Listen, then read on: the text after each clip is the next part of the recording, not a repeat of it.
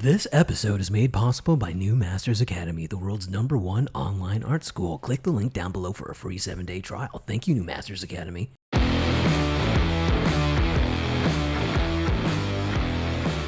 Hey everybody, welcome back to the Honey and Absinthe After Hours podcast. We are your hosts. I'm Vincent, a background designer for animation. And I'm Janet, the ex-Disney artist turned independent creator, and this is a podcast about all things art, business, and whatever we feel like. Now before we start, I have a special announcement. From here on out, we're going to have a special segment at the end where we recommend something to everybody. So this time we have a movie to recommend, so stick around for that. But today we're going to talk about how to stand up for yourself as an artist. And the reason why we are talking about this topic today is because there is a lot of art drama happening yet again on Twitter. And if you are aware of everything that is happening, all I want to say is, I told you so. Because if you have seen my Why I Quit My Job at Disney video, and if you haven't, I'll repeat myself. Those who are pretending to be the most holier than thou online are most often the worst in real life.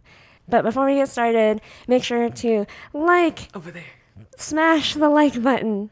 Over there. Over here. All right. So, Janet, what makes you an authority on this topic? Well, when I first started taking YouTube seriously this year in 2020, that was the first video that I came out with. I stood up for myself for the first time, really, since I got hired in animation. Because for those who are new to this channel or who don't know, I worked at Disney and I worked in animation specifically for 4 years, and it was my dream job. And at first, I loved it, but a lot of things happened. A lot of things I personally experienced or observed that I did not agree with, and proved to me that my dream was no longer my dream anymore. So I wanted to quit. And instead of just quitting and silently moving on with my life and my other creative endeavors, I felt the need to make that video first and foremost because I really wanted people to know my experience and in a way to help others who are either aspiring people who want to work in Hollywood, in animation specifically, to at least know these are some of the things that you're going to have to deal with. Yeah, that you... most people don't talk about, and for a reason, which, eventually, people know of things like a Hollywood blacklist and all that stuff, but it's a little bit more, subtle than that. Like, I don't think I'm blacklisted forever in Hollywood or whatever. Especially right now. Yeah, but I do think like there are repercussions to doing that, and I think it's interesting to talk about what happens when you do, and whether you're the kind of person that should, or if you even should, because it's a hard thing to do, to come out and do something like that. Yeah, and I think you and I talked about this for months and months and months, and we really weighed our options and really predicted every single step of what would happen. And I don't know, how is somebody supposed to know if this is what they're supposed to do? You know what I mean? Like, yeah. How somebody supposed to know that it's worth it? Because it's really, I'm sure there's a lot of internal struggle. Yeah. So yeah, we talked about this, about what I was going to do and whether or not I should even make the video that I made back then. For, I think, like a year in advance. We were talking about it a lot. And I mean, I've told other people too about this idea that I have of coming out with a video showing everyone, because there are so many people that already knew my experience, like friends and coworkers and stuff like that. And maybe go, oh, I'm so sorry about You over at DuckTales. Oh, man. Yeah. And some of them would try to convince me not to. Not for like getting blacklisted, because all my friends knew that I was so unhappy that I was willing to end my career. Like I don't want to come back. Like, why would I when I know that it made me that unhappy? So I knew that, like, no matter what I ended up doing, even if YouTube wasn't successful, I would I'd be fine. Like, I don't know, freelance or go into a completely separate field. I'm not going back to animation no matter what. And this video basically explaining to your family and friends why you're doing what you're doing in your new business adventure, whatever it is. Mm-hmm. We didn't expect it to blow up the way it did. Yeah. One of the reasons we decided to do this video was realizing that I didn't need my image, my quote-unquote image or reputation in animation anymore if I knew that I wasn't ever going to come back. Yeah. Yeah. I don't really need it. Yeah. That's one. It's if you don't have an image to protect, I guess. Because if you do want to keep working in animation, or if you want to not be blacklisted or You have whatever, to wear a mask. then you do. Yeah. Like that, when you are in animation, you are expected to be a certain way. In Hollywood in general, I guess.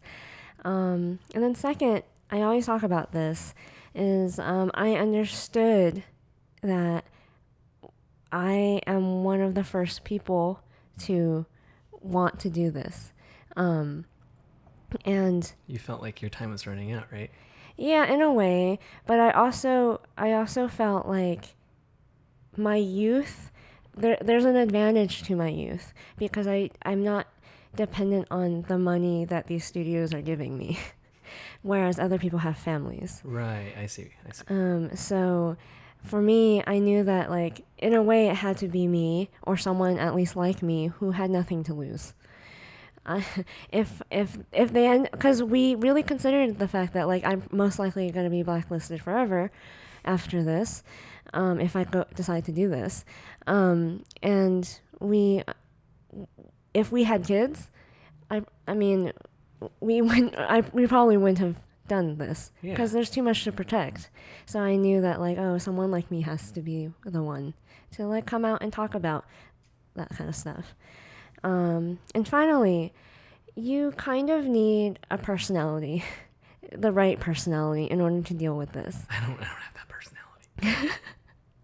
You kind of have to be strong in the mind and in the heart, and be a little bit tough-skinned, because the things, and we'll talk about it in detail later, the things that will happen to you once you do decide to stand up for yourself and what you believe in, it's rough. I used to love the internet a lot more than I do now. Now I'm a little bit more realistic about the kind of stuff that can happen to you, once you make being on the internet a thing. We've talked about it too, where, like, what else are the consequences other than, losing your job or potentially being blacklisted.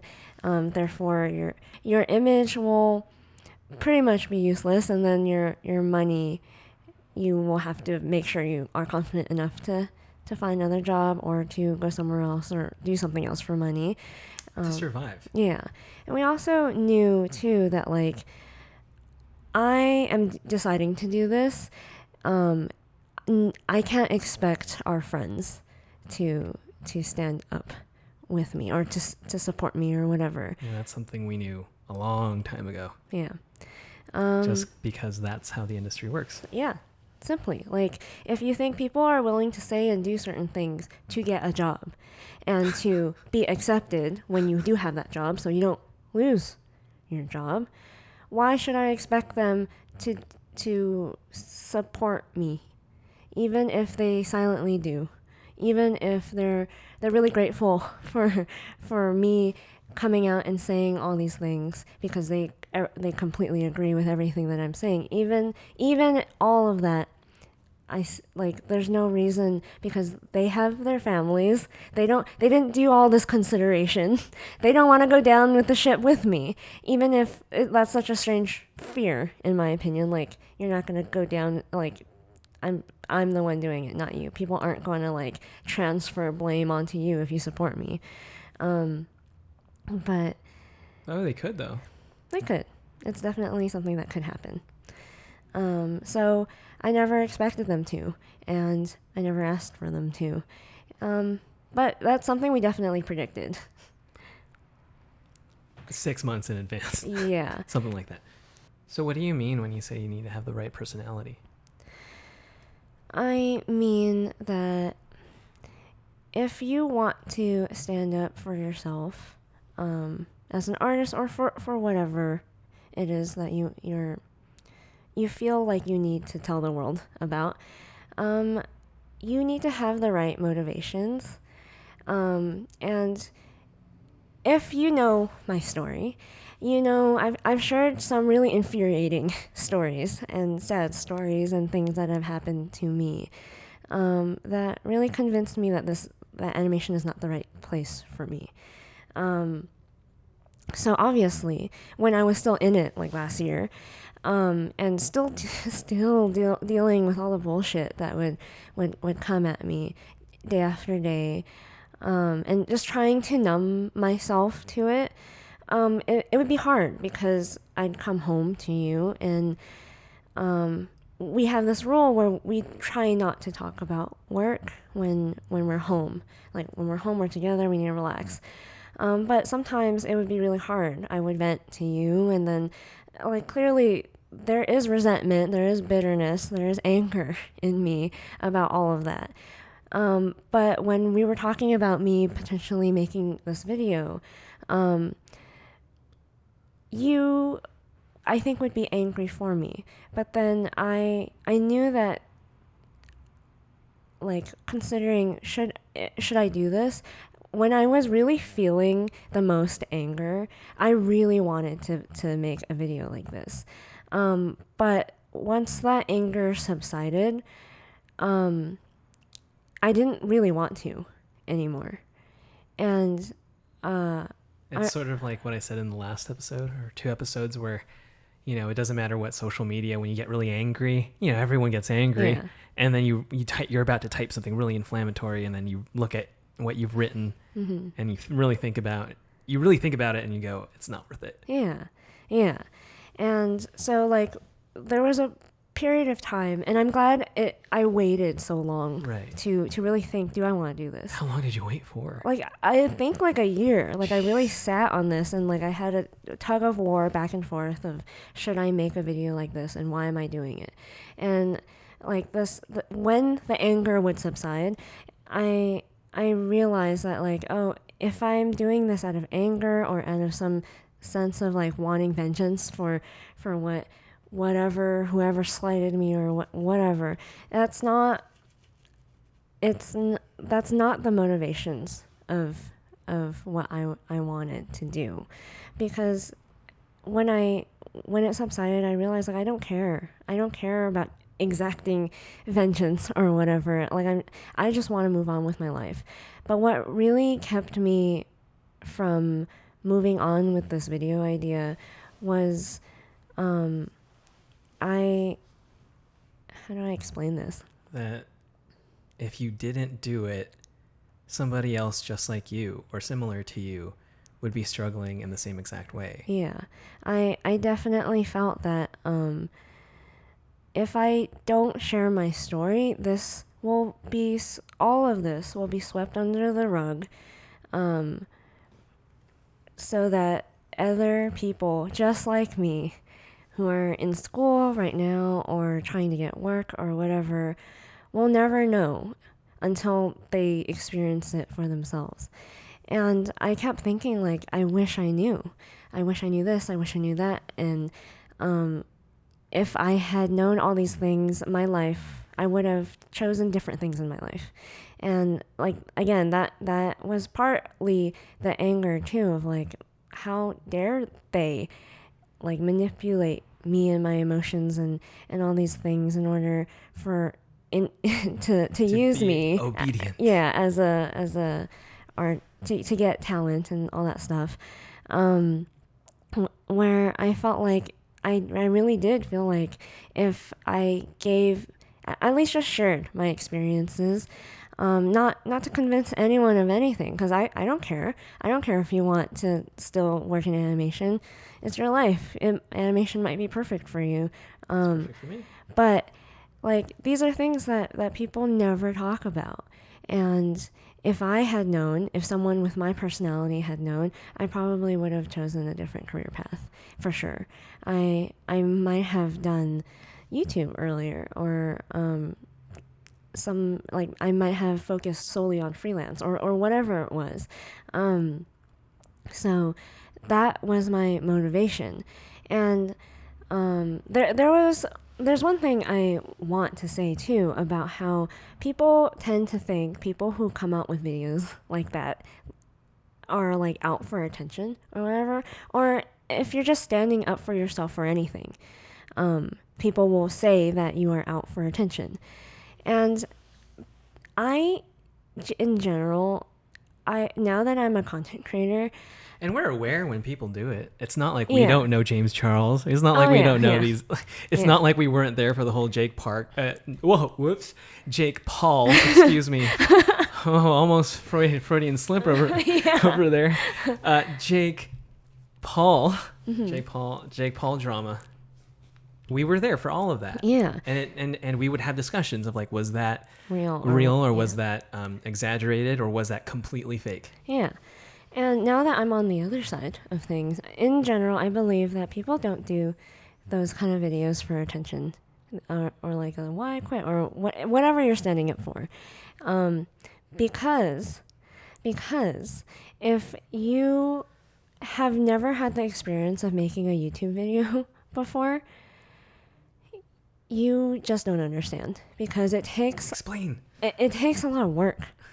And to make one YouTube video from start to finish, upload it, title it, do all the things, it's a lot more work than even I knew it was going to take before. I had done a lot of research of like what it takes to do this kind of thing. Try it. Try it for like a few months, and you will understand exactly how much work goes into each and every single YouTube video. If your motivations are simply because you want attention, you most likely will never finish the video. Yeah. Yeah. It just takes too much work. If you wanted attention, you could do so much more better things to get attention that require less work to get it.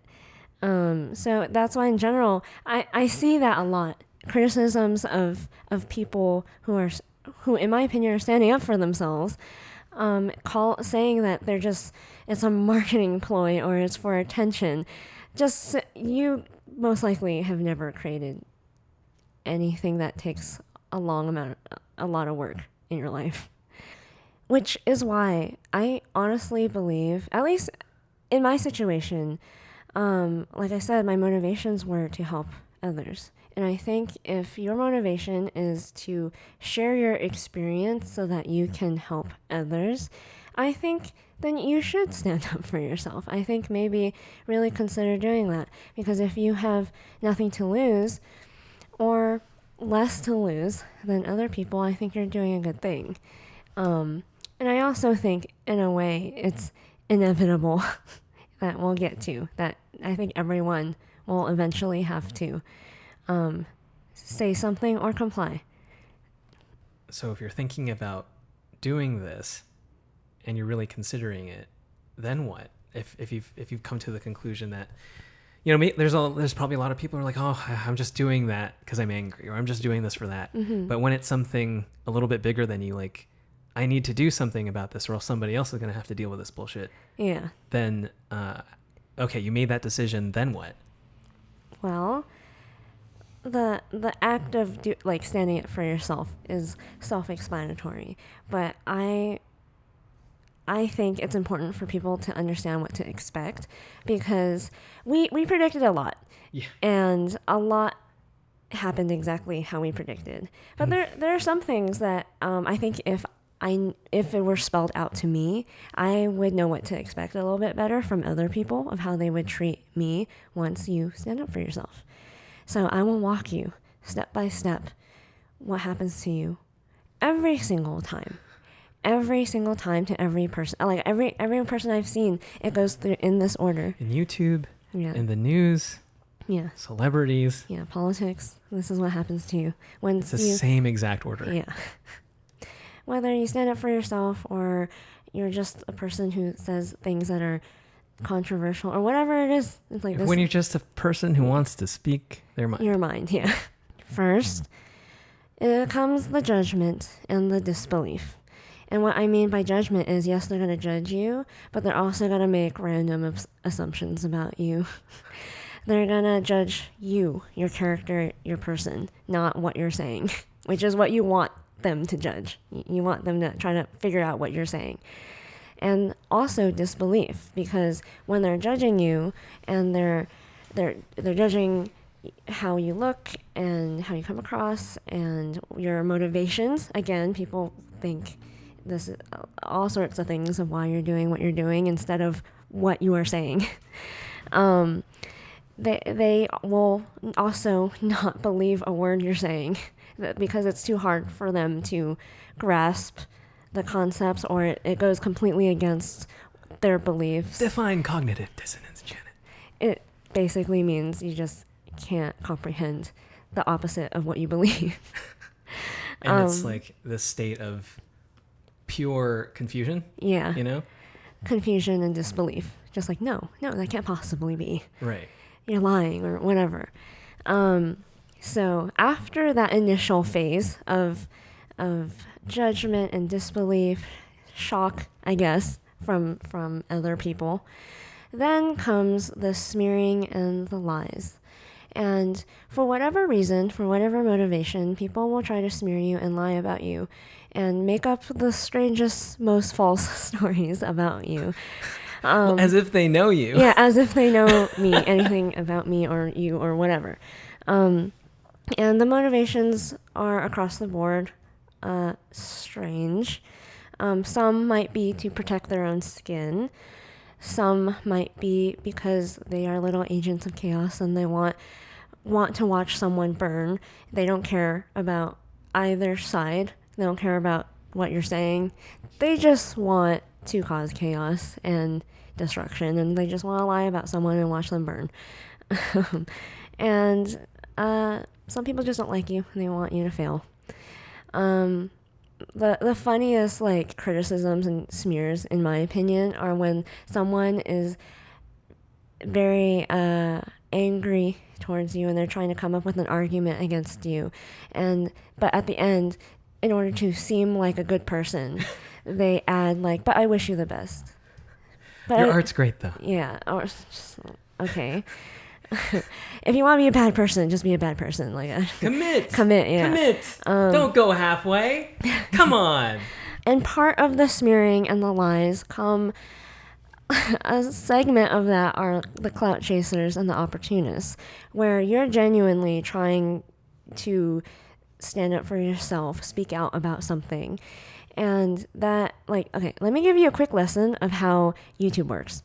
So usually when someone says something controversial or stands up or speaks out about something, it has a tendency to go viral or get a lot of views.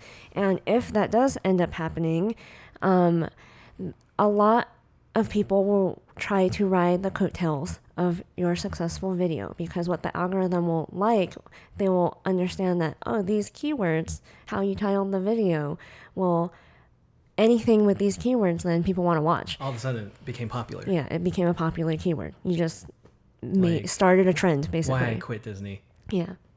Didn't exist? No. 8 months ago. Yeah. What people will tend to do then to get views, to whatever. So like that's why drama channels exist and critique channels and react channels. They are riding the coattails of something that is already popular.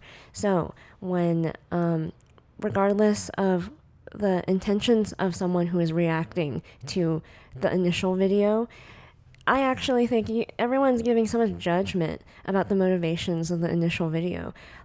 Judge the motivations of the subsequent videos of everyone else who decide to critique or judge the person. A book that is very relevant to all of this is Influence by Robert Cialdini. And since we do not have time, you can head over to audibletrial.com/the Honey and Absinthe podcast to get a free trial of Audible, where you will get 1 free audiobook and 2 free Audible original audiobooks. So 3 audiobooks in total. So if you would like to support this channel, head over to audibletrial.com/the Honey and Absinthe podcast. A lot of times it's just clout chasers and opportunists trying to use drama and outrage to get views, for whatever reason. So that will happen. People will smear you and they will say the most complete lies about you. One that I find particularly hilarious that was thrown at me is this assumption for some reason that I grew up rich. It can't be further from the truth. And I like speculating why people just randomly assume that without knowing absolutely anything about me. But, there are really hurtful things they will say anything and everything to get under your skin and to get a response out of you. So if you are not ready for the amount of vitriol that will be thrown at you about literally anything you can think of that they will use. So for example, I've gotten a lot of sexist comments. I've gotten a lot of ageist comments. I've gotten a lot of racist comments, and I've gotten a lot of comments about how I look, how I come across, things that I cannot control at all. And lately you have little gremlins sliding into your DMs trying to get you to do weird shit and say weird shit. Oh yeah. They get when they really want to get to you, but they're trying so desperately to, they get creative. Yeah. It's weird. So for people won't, I was shocked when I learned that this is actually common behavior. Things that I learned from other influencers, basically other people on the internet have talked about this. But I didn't know this going in, that at a certain size, at a certain point, there will be groups of people, not just one person, not just one troll, groups of trolls that try to do a lot of things. They'll try to say the craziest, most offensive things just to get you to respond to them in DMs. And or they will work together to do it to you. And sometimes they will work together to maybe potentially try to hack you, hack your account or whatever. Or get you to say something so they can maybe screen cap it or something. Yeah, screen cap it and replace it with whatever.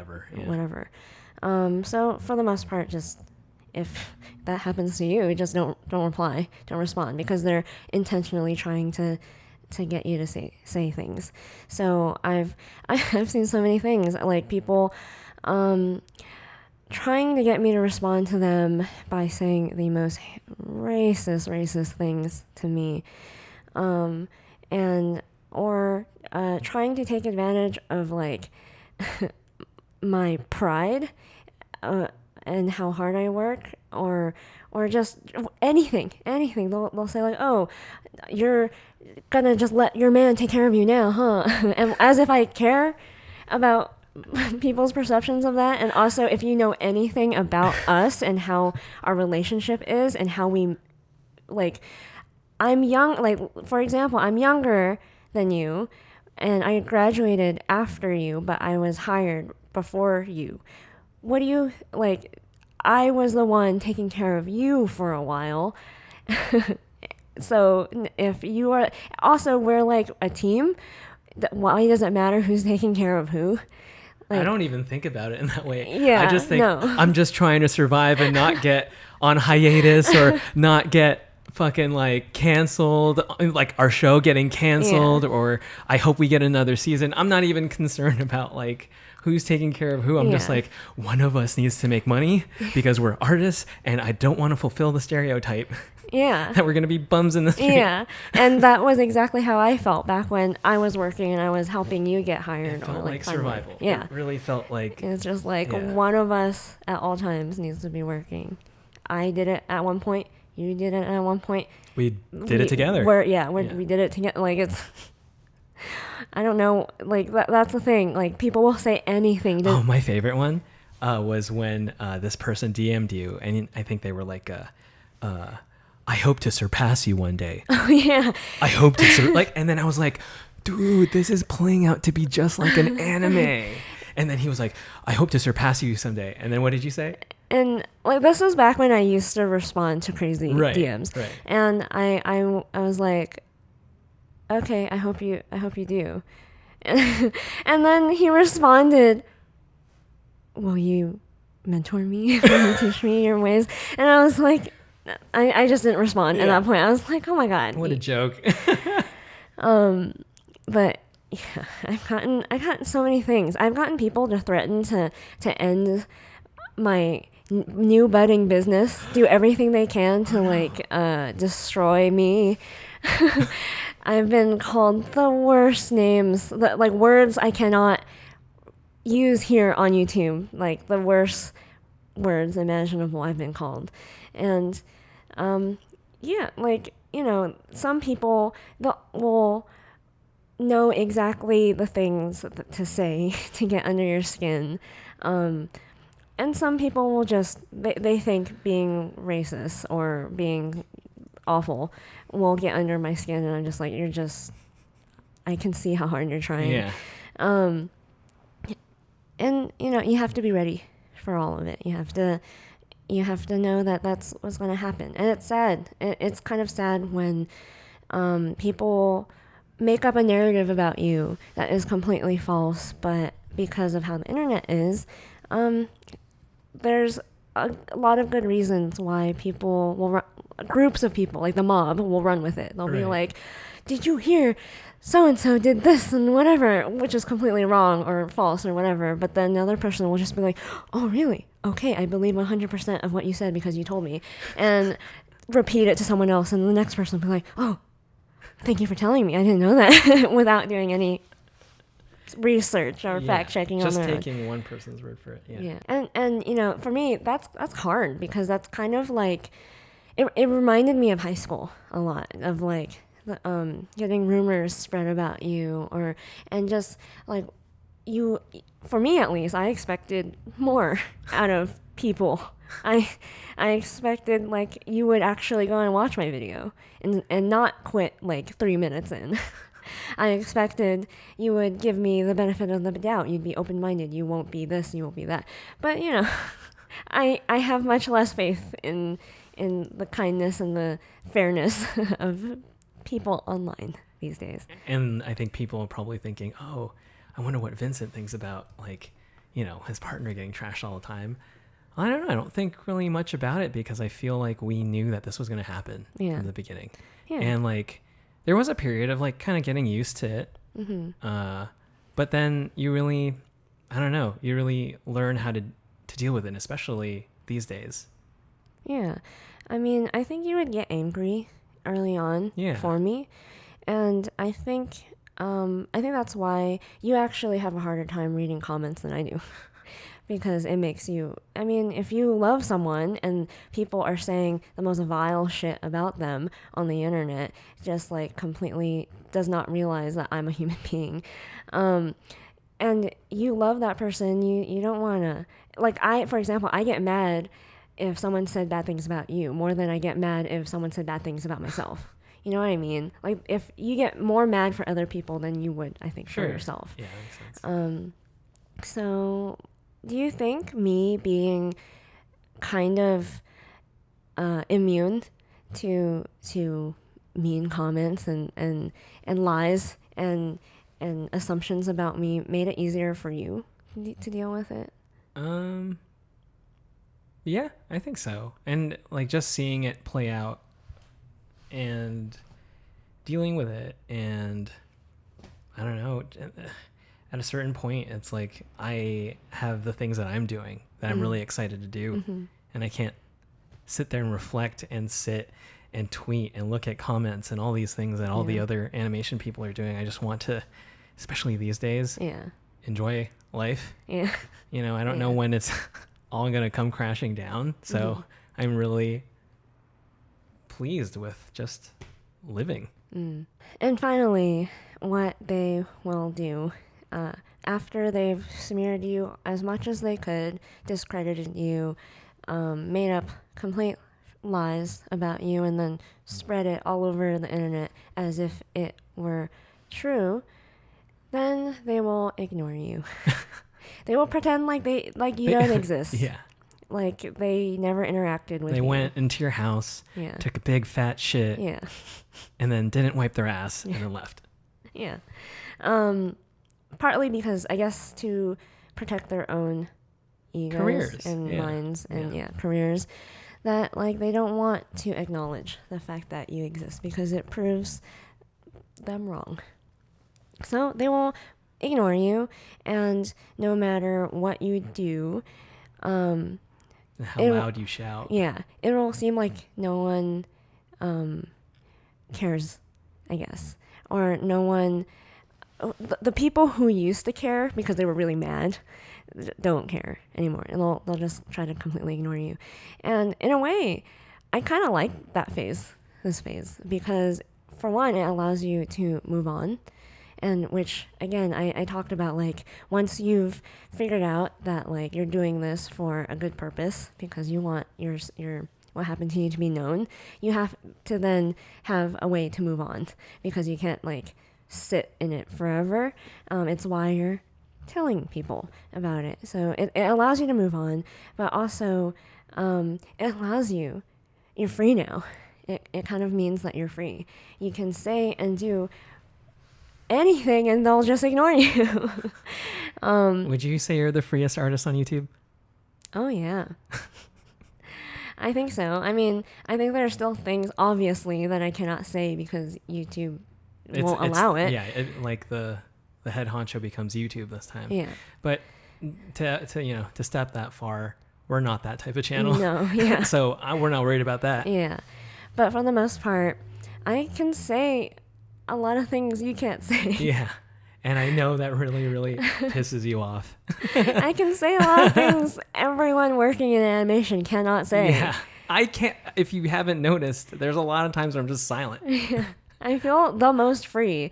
And every time I see other people online who are still working, that like, I don't think you guys will be able to understand unless you are working in the industry, but the industry has a way of speaking. And it's kind of like a mask for your words. Everyone's self-censoring a little bit. Everyone's like really... Give common phrases and give them what they actually mean, at least to you.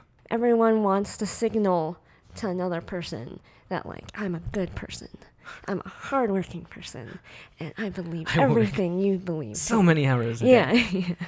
And it's and I love the things you stand for. Yeah. I love what you do, or I love what you do is translation, please hire me one day. I totally agree with that thing that you believe in. Translation, it's I can work with you. I can work on the same team with you. Please be my friend. Just notice me. Yeah, notice me. Please be my friend. Accept me into the fold. Into the inner circle. Yeah. Or like, I really respect what this one artist does. Oh my. Look at me. I have good taste. Hire me. Yeah. Whenever I see like other specifically industry people talk on the internet, they are still speaking in their masked voice. They're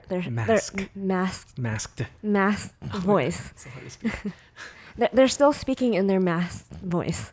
Masked.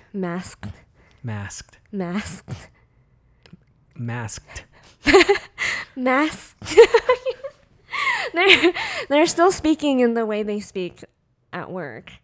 In public. In public, where they think other people are listening.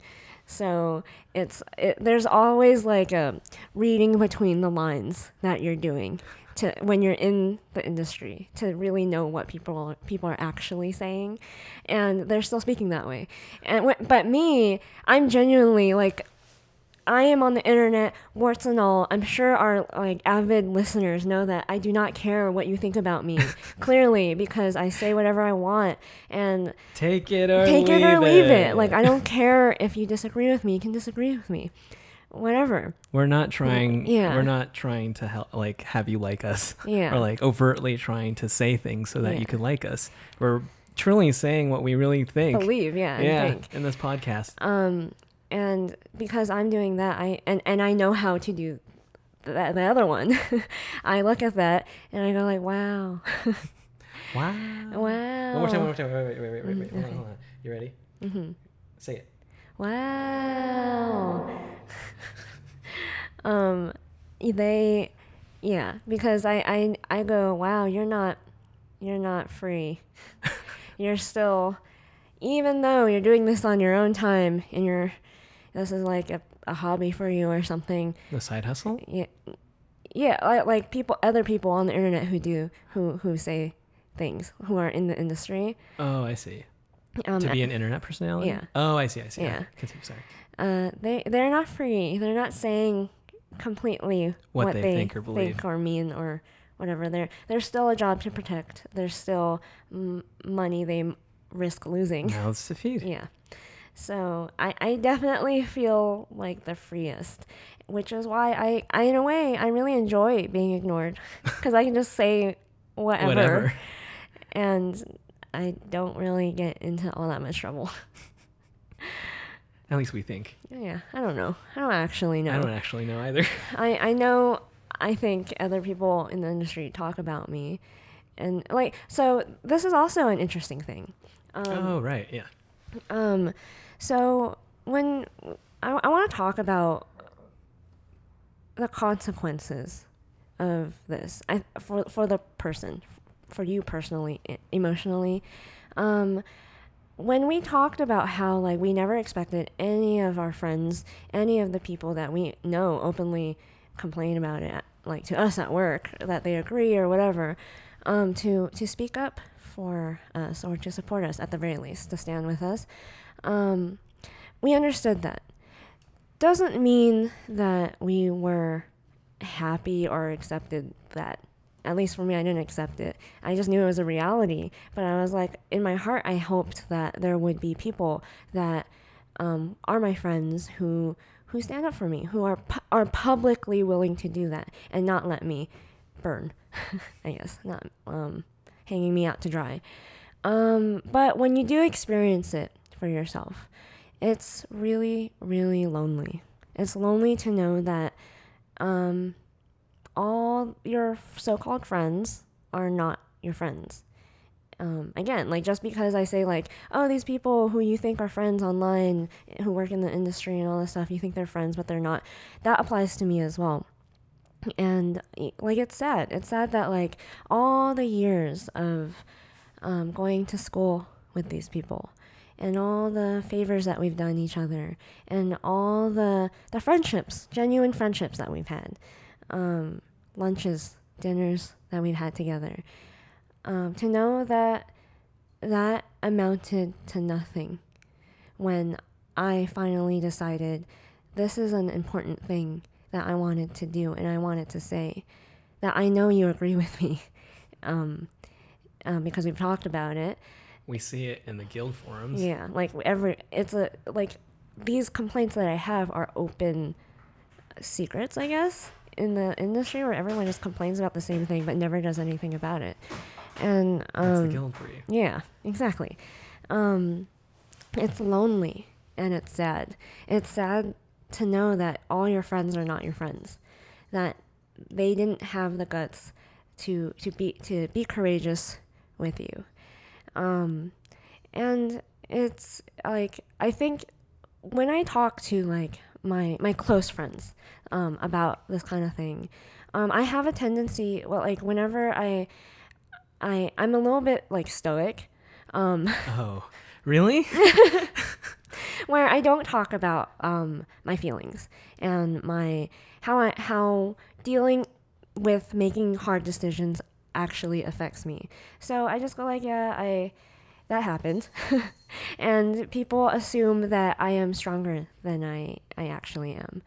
And it sucks. It really does suck. If you cannot handle the loneliness of losing like Everyone. everyone at the same time, that maybe if you need that kind of, at the end of the day, for me, I'm grateful because I'm like, oh, if we were never friends to begin with, then I'm glad to know now rather than later. But if you need that kind of friendship in your life, because I know I'm a very abnormal human being, then you need that kind of thing in your life. And maybe, like, simply put, if you're too scared of the consequences of that, then standing up will probably hurt you a lot. And what got you through it? Just having a support system and exercise and staying healthy as much as you can during quarantine. What got me through it was, it was having a support system, people who do genuinely care about me, like you, like my friends, like my family, that kind of thing. In a way, it helps you value the real people that you have in your life more, because you understand exactly who is a coward and who isn't. And I think that's important to know too. That's what got me through it. And like when I say coward too, like I don't mean it as an insult, because I mean it's just fact. It's like I have gotten a lot of emails from a lot of people thanking me for coming out and saying the things that I said and how it really helped them, and how my message got across, my true message, not like what people think, oh, she's just angry, she's just bitter, she's just trying to get attention, all these things. But like I got an interesting one once where someone was like thanking me and how it helped them, and just really, really sad that they most likely had a family or whatever that they needed to protect, and they were like, yeah, I'm sorry, I'm too much of a coward to do the same thing that you did.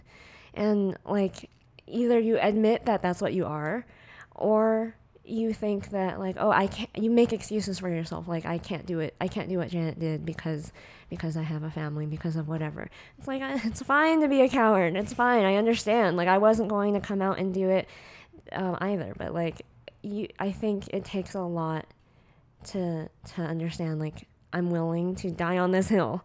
And because it's too important. It's too important to just let slide under the rug. Like so many times before with so many different other people. Yeah. Because I'm not the first one all of this has happened to. Clearly, I've gotten so many emails. And it's just sad. It's sad that like someone like me didn't come before me to prevent someone like me to make the same decisions and mistakes and all this stuff. Terminator, Back to the Future. Yeah. Oh my gosh. Though also another thing that got me through it was, again, you are not going to be surprised who is not going to stand up for you. It's kind of obvious. Yeah. But you will be surprised who will.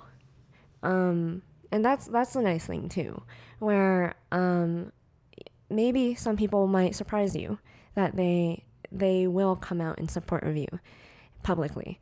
And perfect strangers that you've never met before in your life, that they support you, understand you more than your own friends do, and are willing to like stand with you, to publicly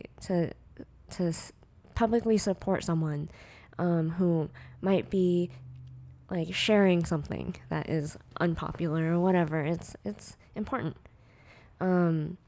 And a story that I have, I remember like complaining about how people were treating me on Twitter, and then this person is a fairly high profile person in the industry, reached out privately and was like, don't worry about the people who are being publicly very awful, because it tells like people like me, this high profile industry person, exactly who they are. Like now I know exactly Who to look out for. Yeah, who to look out for. So after the video, you basically flipped all the cards of all the assholes in the industry. Yeah, basically. I basically boom, boom, boom, boom. Yeah, because it was assholes make it easy for them to get caught by being assholes on the internet. Yeah, it's not that hard. No, because when you, in a way, me dying on my own sword is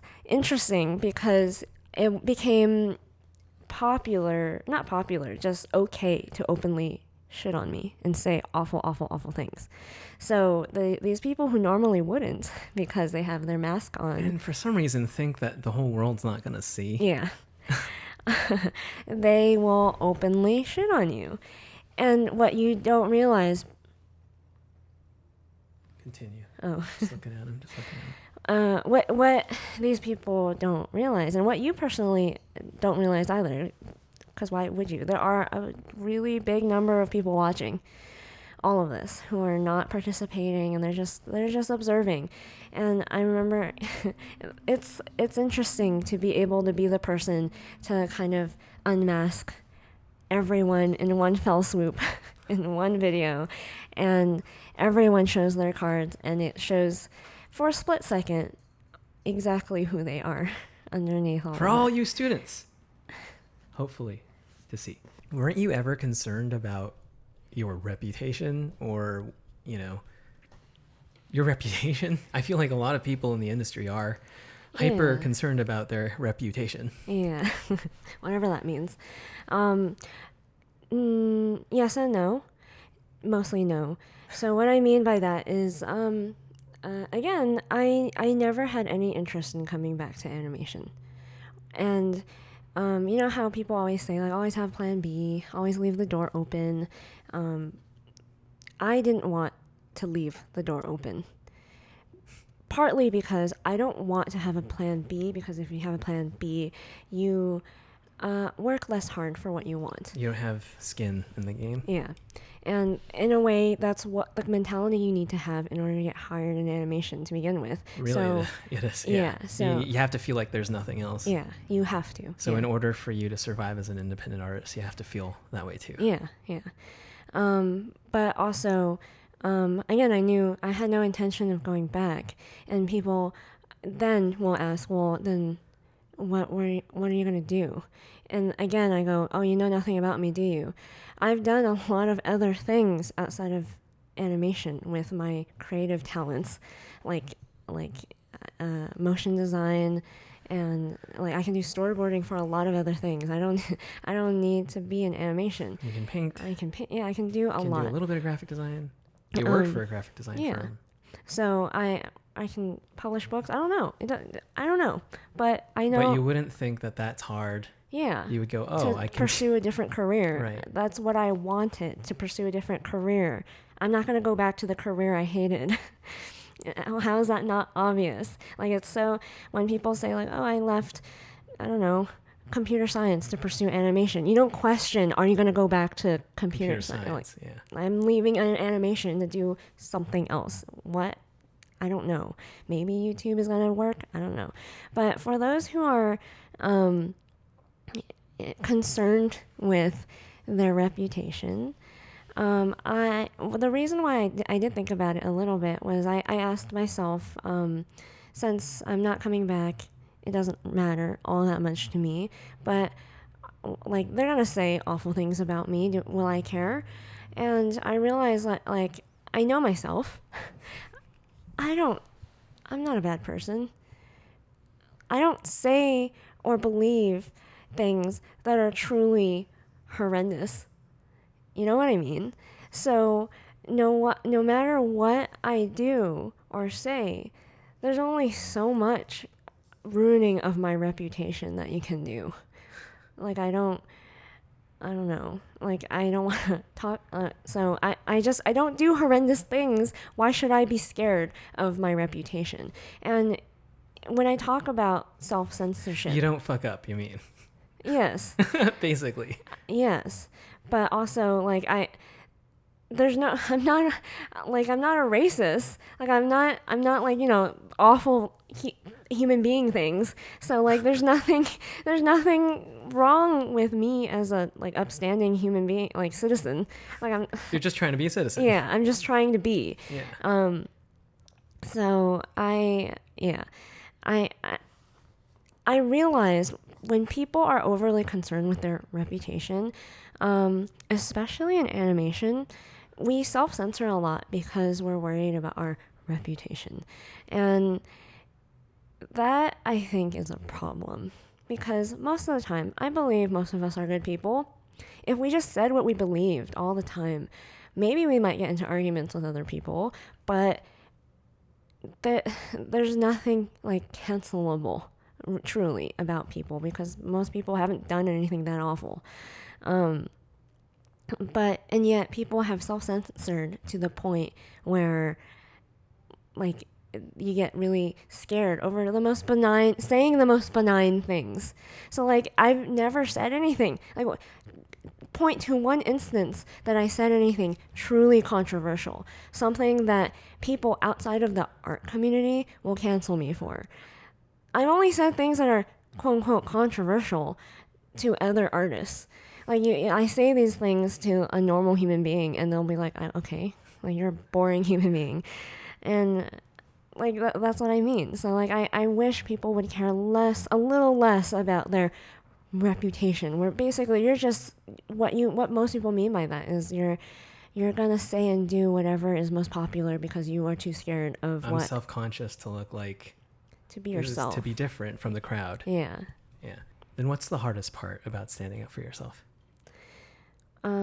Well, the hardest part, I think, is being misunderstood or people blaming you for even speaking out about what has happened to you or whatever.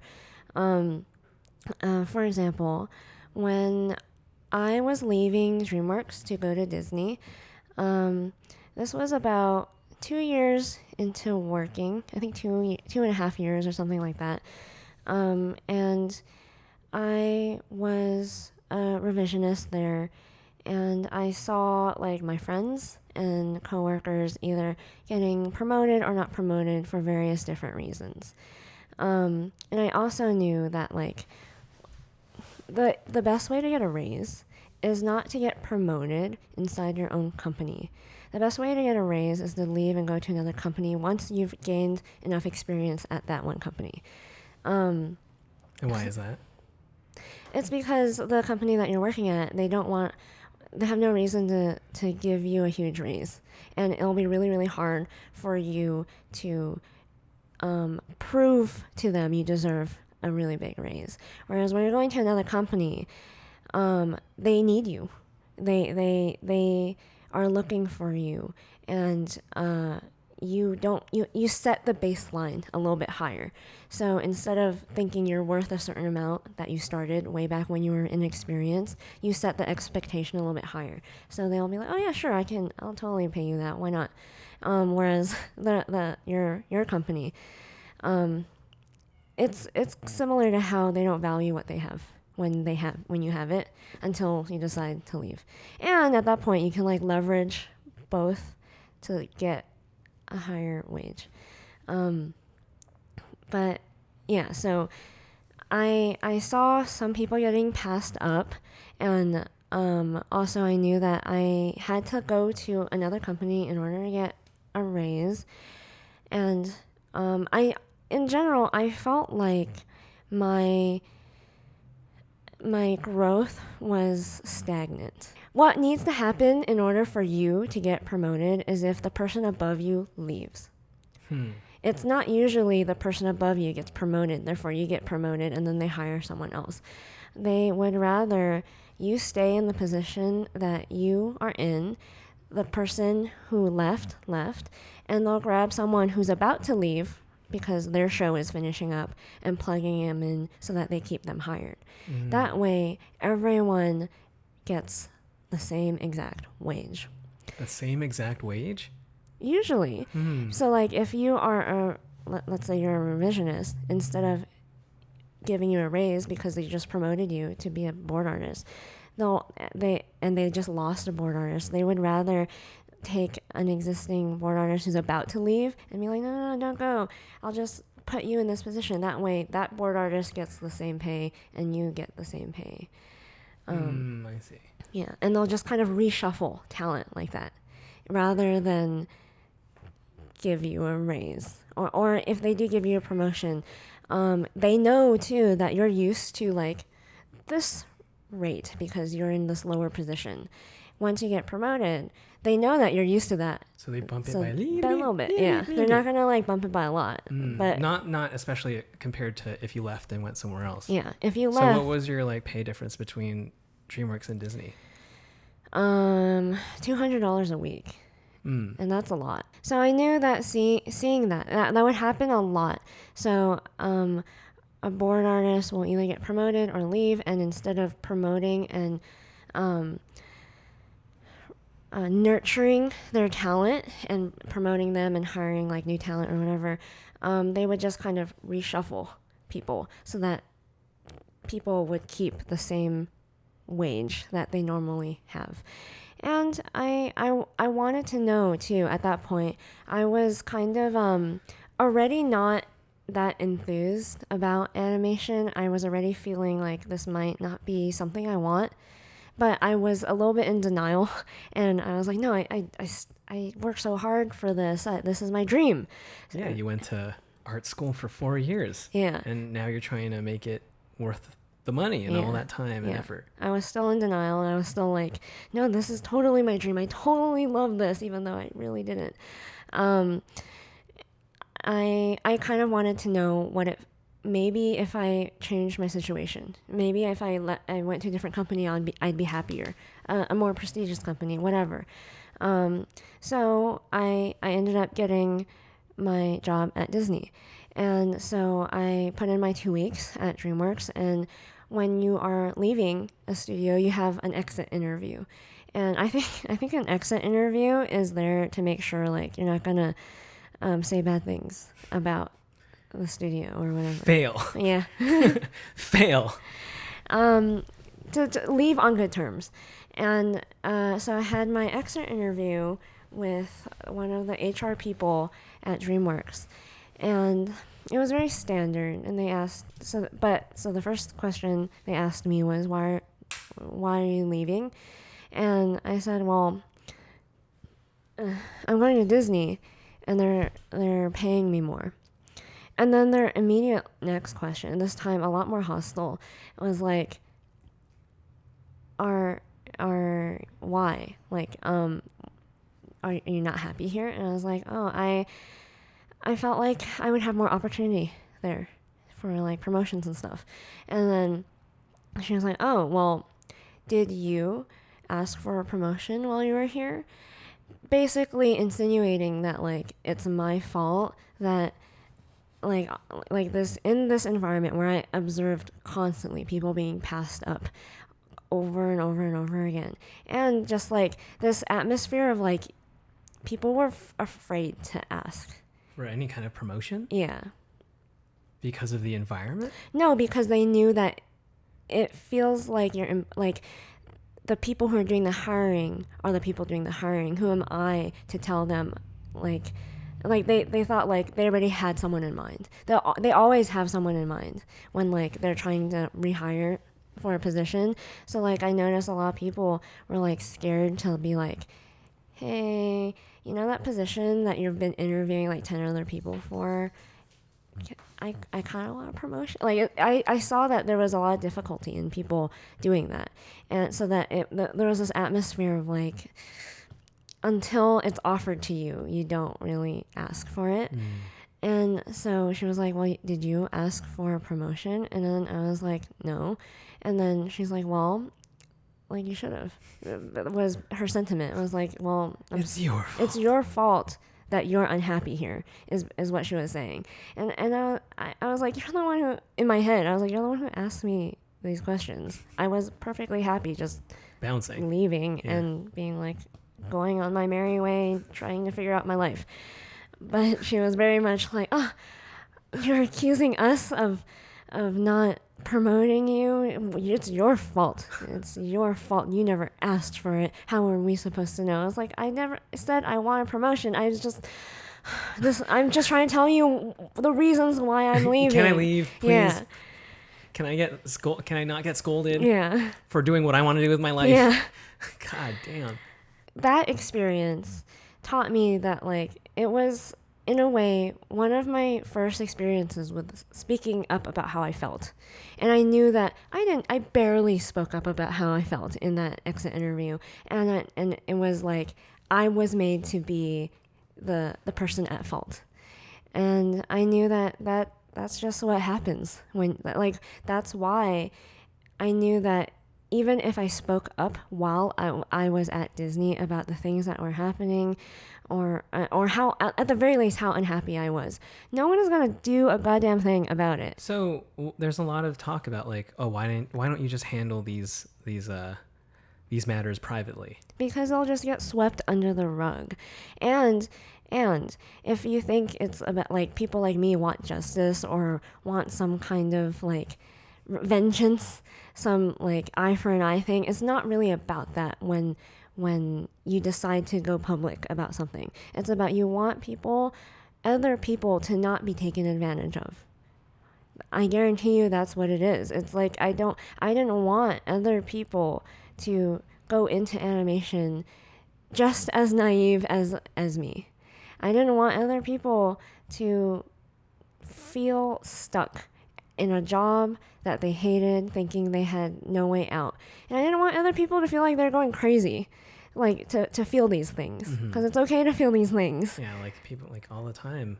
I was on a show where the crew was kind of rough. Like, I think I mentioned before, I always knew that there was going to be 2 points in my career, especially being a new green person, that one would be, I'm going to be on a show that's really hard stylistically, and it's going to require a lot from me skill-wise. And the other is, it's going to be very difficult for me to navigate the politics and the people and how people behave. So being, for lack of a better word, victim blamed, and just, like, I knew that That's such a word that's thrown out a lot. Yeah, and I don't like using that word at all, because Right. I don't see myself like that. But it's hard to deal with knowing that that's what's going to come out of you speaking about your feelings, just being blamed for having those feelings in any way possible, and then to have false narratives written about you that people just assume are true. Written, just posts, Yeah, videos. just assumed. So that's the hardest part, I think. And that is something, I think, if you are a parent who has children who want to do this, who want not only, like, navigate the world of social media and the internet, but also, like, going into these careers, like these animation industry careers. You will see the ugliest side of the human psyche. Yeah, this is the reality. This is the reality of what it is to be, until people all stand up and say their own personal experience, and if everyone can be a little bit brave and courageous and realize that, like, once you come out with it, you're free. Like, nothing honestly that bad ends up happening to you. And because the alternative is, when I was working, and still now to this day in animation, there's this atmosphere of compliance. Yeah, it's really hard if you're a parent and you have people like your children wanting to go into an industry like this. Just know that this is common. in the industry, on social media. It's just life. And the saddest part is that you expect better from artists. Yeah. And I think that's like the confusion that everyone always has after they listen to our podcast. But artists are great people. Yeah. But artists, I mean, they do all these things for numbers. How could they possibly be awful people? Yeah. Artists are just people. Yeah. Just like everyone else. We're not some introverted like Picasso that is like Can do no wrong. Yeah, we're intellectuals and we're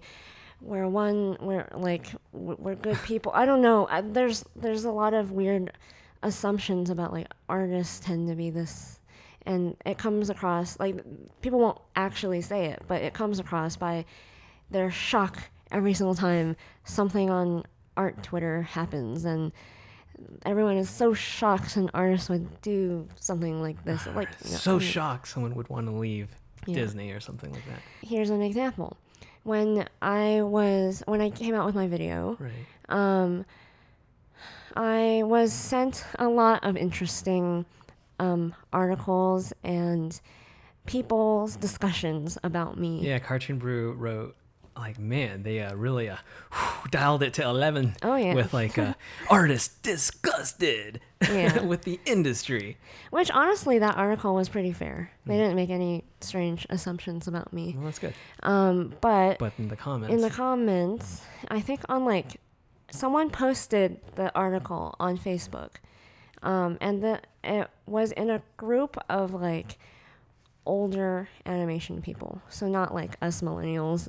It was like more veteran types, and I saw a few names in there that I recognized in the Animation Guild, and they were all saying things about me, for the most part, because for some reason everyone assumes I'm in like my early 20s, maybe because of my voice, maybe because of I'm Asian and I don't have wrinkles or whatever, but they're just assuming a lot of things about me and saying the most awful things about me. I'm sure those comments are still up. So we can I'm check sure. them out. Yeah. I'm not sure exactly where to find them anymore, but yeah, people who I was shocked would even say those words. In on this. Yeah. And then there was one person who I recognized too in the guild forum, who's typically really active in the guild and tries their best to be active in the, I guess, animation community and in the guild in general. They saw this and were kind of like just really disappointed in everyone because they were shocked that they had more expectations that people wouldn't like professionals, that her peers wouldn't victim blame and use the most lowest of low attacks on someone probably 20 years younger than them. And I don't know where they're at in their lives. I know. To be able, like, to be like, this little girl dumb sucks. bitch. Yeah. You spoiled dumb bitch, I'll show you in my comments. Yeah. Meanwhile, I'm like, aren't you like 60? Yeah, like, you have like like grandkids to take care of? What the fuck's wrong with you? Why are you doing this? Yeah. So you see that, just because whatever you think of artists, your daughter, your son, your family member who's going into this industry or whatever, they're not safe from this. And you think like your peers, if you're older or whatever, would be better. And people always think, oh, it's not going to happen to me. Yeah, it's not. Yeah. I hate that. Oh, man. The thing is, it's like, if everyone stood up and said something all at once or like more often, I think this wouldn't be an issue. I genuinely believe like by letting people like me out, like to hang, like just like leaving them once like shit hits the fan and it's not easy to support them anymore, it's that will eventually come back to you, because there's this atmosphere of compliance in animation, and I guess in general in the world, where you think it's fine, everything will be fine if I just keep my head down and do what they tell me. And oh, look at that person, they stood up and now look at them, like all this bad stuff happening. But if I just keep my head down, it won't happen to me. But the thing is, like, what I've noticed, for example, with our stagnant wages and stuff like that, if you are compliant like that all the time, there's like a new baseline for someone else to take advantage of you. So they'll keep trying to push you to give up more and to give up more, to the point where, like, you can't think differently from them anymore. You can't speak up in a meeting because everyone has some, I don't know, political agenda or whatever. And if you disagree, that's not good for you. To the point where, like, okay, now they think like it's time to cancel you. It's time to cancel you now because you've done all this great work keeping your head down, and people have gotten more and more severe in, like, trying to take advantage of that. And now it's like, oh, who are we gonna cancel today? So what do you have to say to the person who, is going through exactly what you went through? The situation could be different. Could be any other thing, but they feel the same way you do. What would you say to them? Especially the people who are on the fence. Like, for example, you told me recently that there's somebody who's planning on quitting animation during quarantine because they saw your video. Yeah. And that's, like, to me, like, I can't comprehend that, because this is really hard times. Yeah.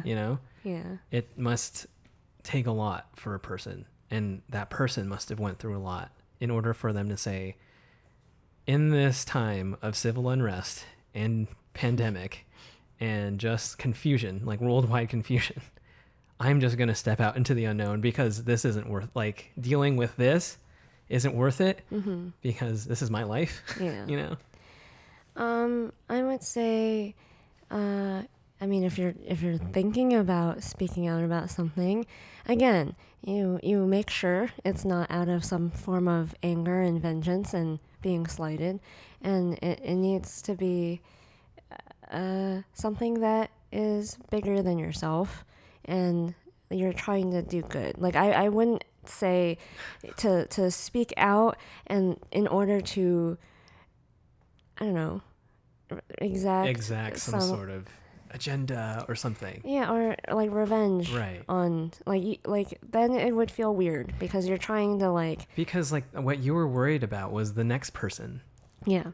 And that is what you mean by, bigger than yourself. Yeah. You're trying to help and not harm. You're trying to not, like, people might disagree with me about how I went about in doing it because I, like, drew my coworkers apparently, or whatever, and people are so concerned with their image. Artists telling you shouldn't be drawing stuff. Yeah. What? Amazing. But that's not what that was about. Like, the people who are so obsessed with their image think that was about them when it was about my struggle. And they outed themselves. Yeah. But it's important to not want to, in anger, make someone else's life miserable. And if that's your intention, then, like, that's pretty fucked up. Yeah. But for the most part, if you are going through it, I think most of the time these things only last for so long, and if you did it for a good reason, I think you'd be able to sleep at night knowing that there are a lot of people that do support you, and that you, at the end of the day, most likely help someone be more courageous, more strong. Because when you see someone stand up and speak out about something bad that has happened to them, I think it helps give other people the courage to do it too. Yeah. And the more you can do it, I think the better the world will be. I agree. Yeah. Yeah. All right. So if you like that, please share. If you want to help somebody stand up for themselves or something like that, please share this video to them. But yeah, let's recommend a movie. Yeah. So All right. I have a movie recommendation. Go on Netflix. Go on Netflix and look up One Bedroom. And that's the number 1 and BR. One Bedroom. This One Bedroom is directed by David Marmore. It is a horror movie. So if you like horror movies, it's a pretty good one. Yeah. You want to give a summary? Yeah. It's basically just like many of your stories. Small town girl comes from, I don't know, middle America or somewhere, moves to Hollywood to pursue fashion design, was it? Costume design. Yeah, costume design. So a very specific industry that's very Hollywood centric. And she decides to look around for a place to live like everybody does. And she finds this apartment complex with seemingly good people, but with a, I don't know, overbearing sense of community is what I would say. Yeah, and that's the basic premise. And I really liked it. Yeah. Yeah. You even tweeted at this guy. Yeah, oh. I will share with you what I tweeted at the director. At D. Marmore, just watched One Bedroom, and it's basically a 1-to-1 match to my experience in animation. Loved it. And what do you say? I'm glad you liked it, but not glad you had an experience anything like that in animation. What did you like about the movie? I liked how simple it was. Yeah.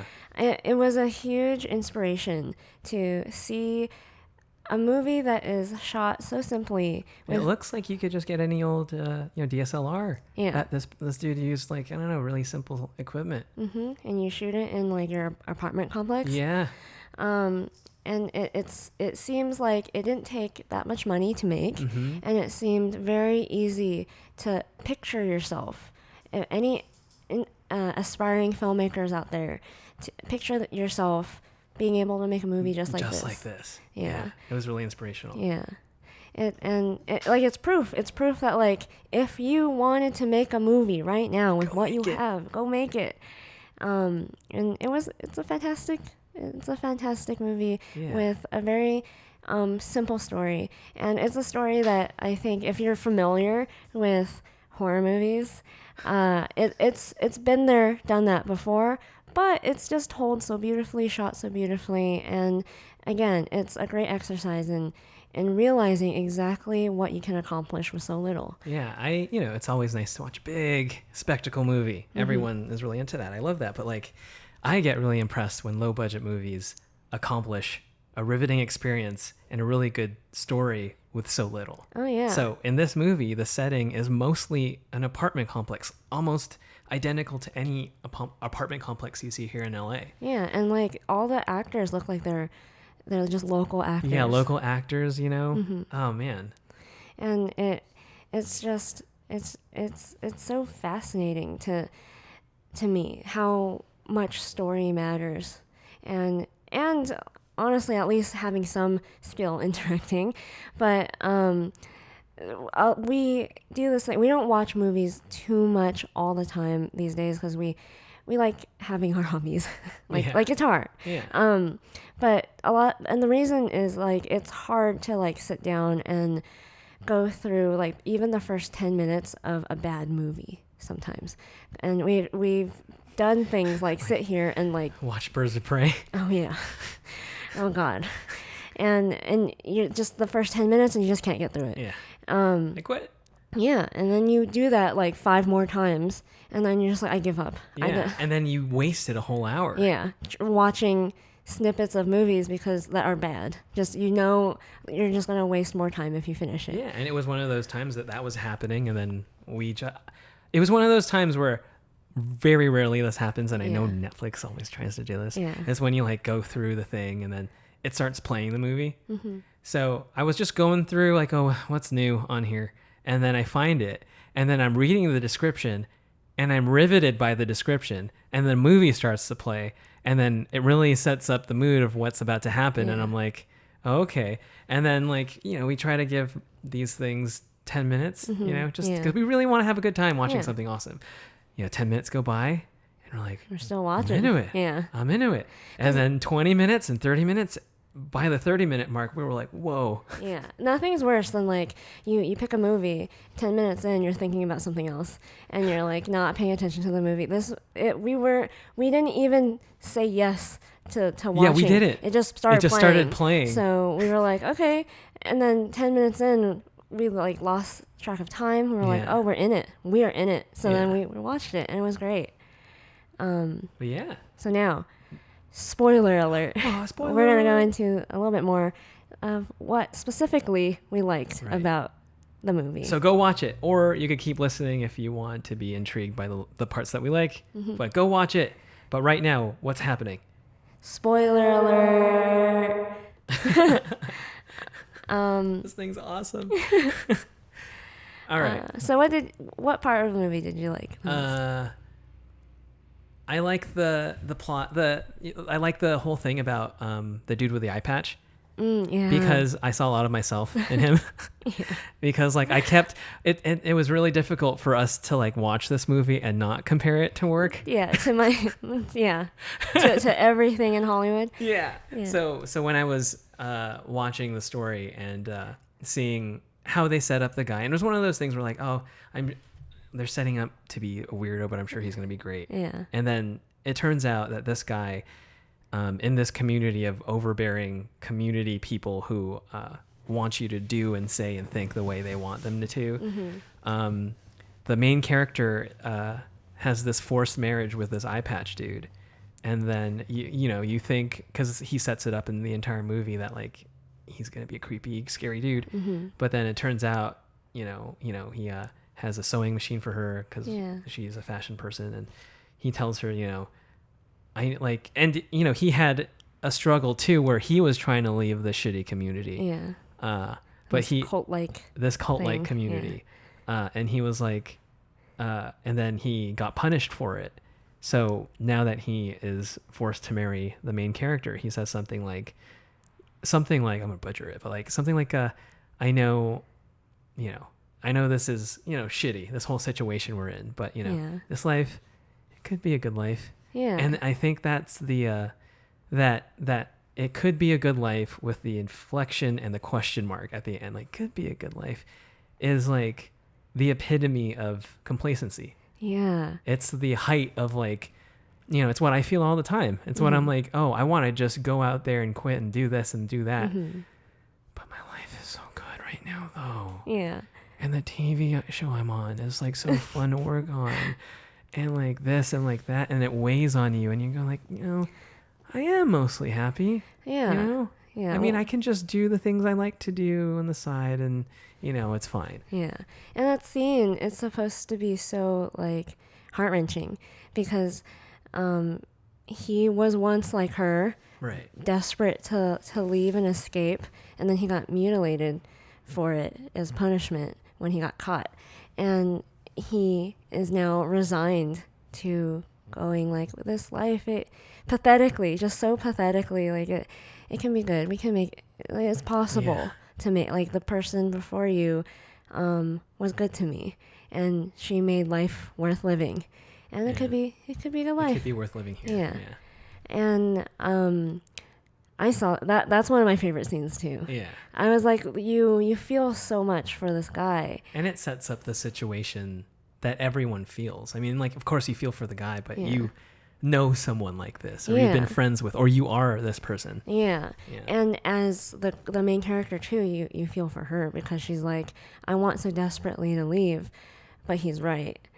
And like, there are so many parallels in this movie to my life, even though this is a horror movie. I definitely felt that way. I was like, like when I look at that guy with the eye patch guy. Oh, you've known so many coworkers. I've known so many coworkers like that, or people to this day telling me, it could be a good life, come back. or whatever. And I go like, no, look at you. You're pathetic. You're, and like not. You clearly want to do something else. Yeah, you clearly don't want to be here. You also want to escape. Right. But you've convinced yourself that there's You've no been other resigned way. to, Yeah. Yeah. But at the same time, I related to the girl because like what she's thinking in her mind right now is you're right. Because it's hard. It's hard to do what I did, to give up all the things that I had and to want more for myself. Like to know that more might mean less income, ironically. Like it means not maybe never being rich one day or whatever. People are like, why would you trade? Why Yeah. would you trade being paid less for what? For your passion? Yeah. I mean, it's something that I wouldn't do. And that's like, we have so many differences between us, but that's something that I'm like I said, like I'm the guy. I'm just like, this is fine. Yeah. I'm fine with this. And like you don't understand until you're in that position making that decision. Right. You don't understand how hard of a decision that is to choose between like what you really want and knowing that this could be a good life too. I just have to Just settle. eat the shit. Yeah, I have to become you, this pathetic person that's resigned to this life that you don't really want. Right. Is there another scene that you like? Another scene that I really, really liked because I laughed so hard. And it's not a comedic moment, but it's comedic because it's sad, because it reminds me of my life. Was when the main character meets her friend at the end, and she is supposed to brainwash her and try to convince her friend, join our cult. And Here are the minimum. Oh, sorry. Yeah. Sorry. Please don't hurt me. I'll be good. the main character, she's like, I'm happy here. And then her friend goes, you don't look happy. You look terrified. And then I forget what else she says. That she's like trying to convince her friend. Well, this is your life. Yeah, this is your life. Is great. Yeah, this is your life. Do something, you know? Yeah. We were like, let's go. And I was like, man, I see myself in the main character and the friend simultaneously. Yeah. I mean, well, I think it was probably your internal struggle. Yeah. You had the other friend and the other character on your shoulders. Like every day, I'm like trying to convince myself it's fine. This is fine. This is fine. I am happy. I really am happy. And then they other provide one, so much for me. The other one's like, be free. Yeah, my other voice is like, you do what the fuck you want. They're like, you're not free. Look at you. You pathetic human being. And yeah, that's like the voices in my head as I was in animation. Oh man. And another scene that I really liked was when her father comes to try to bring her out of the cult. Oh yes. This was funny. Oh man, if we were good at making memes, we'd make a meme out of this scene. But explain what's happening. So, or I'll explain what's happening. Okay. It's basically so this community. If you're into cults, you know that the number one thing they like to do is sever you from your family and friends because they are your family and friends now. Yeah. A lot of my friends know that, and you know that I'm really terrified of cults. Yeah. Anyway, they basically tell her, you're not allowed to see your family ever again. But she has this big old drama with her dad because her dad was, typical, like, I don't support you going on, what are you doing, all this stuff. Mm-hmm. So, she ignores him, and then he beats down her door like, we need to talk. And like, it's that scene where she's supposed to cuss him out so that he can leave and, there will be peace in the community. Yeah, the community won't murder him. Right. Yeah. And he comes over and he pours out his guts to her, and like she's totally just like gut wrenched about the whole thing. He's like apologizing. Yeah, apologizing and stuff. And then she reaches out and hugs him. And then you're like, oh man, like they're finally, because they've had this whole conflict throughout the entire movie that like they have this friction and they finally come together. And then slowly you see one of the community mercenaries open the door with a knife, goes closer and closer and closer. And, you know, she's hugging her dad. And then like she like goes over here and slowly opens her eyes and then sees the dude with a knife right like literally 5 inches behind his head. And then she immediately goes, "Fuck you, Dad," and all this shit. And then their relationship is ruined once again. And then he leaves, and then she, you know, breaks down and all that stuff. Yeah. And we just saw that was like the most hilarious thing. Yeah, I mean it's tragic. Tragic. Like, no, tragic. Sorry, excuse me. Tragic in terms of the plot, but like. Yes.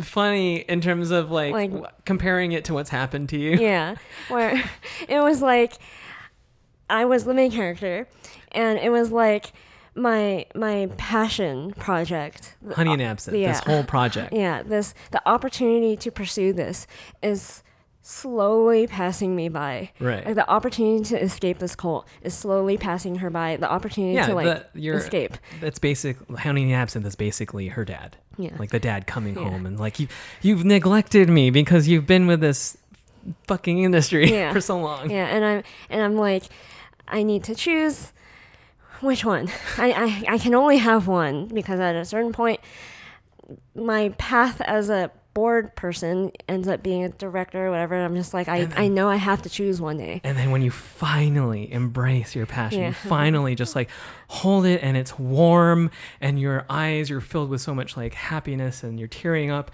And then a dark shadowy door opens and you see a figure go, Janet, what the fuck do you think you're doing? What? Is this your passion? I can destroy your passion. Like, please don't leave me alone. Please don't. Mickey, no. You better shut your mouth. I'm like, okay, it's fine. Okay, good. Obey. Like everybody else. Yeah. So those are my favorite scenes. Cool. Yeah. All right. I guess my absolutely favorite scene is when at the end she escapes and she realizes like, oh no, they're all part of this cult. Yeah, like, which is similar to this awesome movie we like called The Invitation, which is also on Netflix. Watch that. Same kind of themes too. But then she walks out and then she's like, she thinks she's free. And then she realizes all around the other apartment complexes that the insignia of the cult apartment is everywhere. Yeah. And all this shit. And it's just like, you know, you see it a mile away, but you're still like, yeah, fuck yeah. Because I was thinking like, oh, that's totally what's going to happen. Because like, if she leaves, I won't accept like, you know, the whole, oh, happily ever after. Yeah, like, oh, she's outside. She's in the real world. Yeah. But like, just kidding. The real world is full of this. Right. But then I like that she clenches her fists and she takes off running, very determined to run away from all after this. laughing hysterically at the situation. That, Yes. like, everyone is like this. Yes. So to me, it reminded me of when you made that Why I Quit Disney video. Oh, yeah. And then people came out from the woodwork to pile on. Yeah. And then you just don't know how many people are drinking the Kool-Aid until you've done something like that, until you've stood up for yourself. Yeah. And in a way, I was like see. in her position, just laughing, just like, oh wow, okay, interesting, and like just the defiance. I like the defiance. The like, oh, well, fuck all of you anyway. Yeah, like you can't keep me down. Yeah. Great job, dude. Looking forward to your movie career. Yeah. Keep making awesome movies. Yeah. So check that movie out. It's great. I loved it. All right. Bye-bye. Oh, wait, no, we need to end it. Oh. So that's it for this episode of the podcast. Make sure to smash the like button. And I am wearing the Hustle shirt. Head over to honeyandabsinthe.com to buy our merch and to buy anything else you want from us, I guess. And follow us on all the things at Honey and Absinthe. And we'll see you in the next one. Bye-bye. Bye.